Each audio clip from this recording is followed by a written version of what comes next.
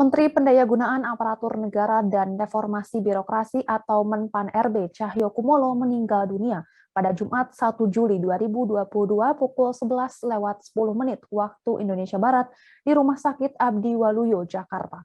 Selama menjabat sebagai Menpan-RB, Cahyokumolo sudah menetapkan berbagai kebijakan. Satu yang paling dibicarakan publik yaitu soal penghapusan pegawai honorer di instansi pemerintah pada 2023 mendatang. Putusan tersebut sejalan dengan Peraturan Pemerintah Nomor 49 Tahun 2018 tentang Manajemen Pegawai Pemerintah dengan Perjanjian Kerja yang menyatakan pegawai non-PNS di instansi pemerintah melaksanakan tugas paling lama hingga 2023. Honorer diberikan pilihan untuk mengikuti seleksi calon pegawai negeri sipil atau CPNS. Akan tetapi apabila tidak lulus, ada opsi lain yaitu menjadi tenaga outsourcing sesuai dengan Peraturan Ketenagakerjaan. Dengan perubahan ini, maka nantinya pegawai yang ada di kementerian atau lembaga hanya akan ada pegawai negeri sipil atau PNS dan tenaga outsourcing. Adapun besaran gaji pegawai non-PNS yang berada di instansi pemerintah disesuaikan berdasarkan provinsi, kementerian, lembaga tempat mereka bekerja. Dengan begitu, besaran gaji yang diterima pegawai non-PNS berbeda untuk setiap wilayah.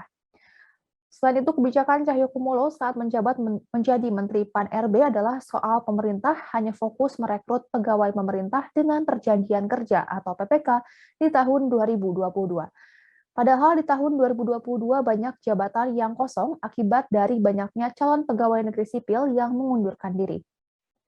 Berdasarkan data BKN per 27 Mei 2022, jumlah peserta seleksi CASN Formasi tahun 2021 yang mengundurkan diri tercatat 100 orang atau 0,89% dari 112.514 peserta lolos seleksi CPNS. Cahyo mengatakan bila formasi yang ditinggalkan oleh CPNS yang mengundurkan diri tidak bisa diisi pada tahun ini, maka instansi dapat mengusulkan kebutuhan pegawai serta penghitungan analisa jabatan dan beban kerja pada tahun anggaran berikutnya. Menteri Cahyokumolo mengemukakan bahwa kebijakan untuk merekrut PPK ini, pemerintah berkaca dari kebijakan yang diimplementasikan oleh beberapa negara maju. Kebijakan tersebut adalah jumlah ASN yang jumlah civil servant atau pembuat kebijakan atau PNS lebih sedikit, dan jumlah government worker atau public service atau PPPK lebih banyak.